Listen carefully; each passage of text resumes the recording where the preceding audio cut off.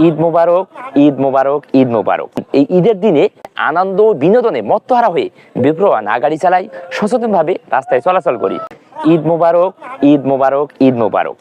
সকলকে জানাই আমার পক্ষ থেকে পবিত্র ঈদ উল ফিতরের শুভেচ্ছা ও অভিনন্দন।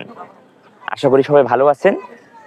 আজ এই ঈদের দিনে নামাজ শেষে বিভিন্ন মানুষ আনন্দ বিনোদন করার জন্যে বিভিন্ন জায়গাতে ঘোরাঘুরি করবেন, বিভিন্ন যানবাহনে চলাচল করবেন। তাহলে আপনারা ভ্যান, মোটরসাইকেল, বিভিন্ন গাড়িতে চলাচল করবেন।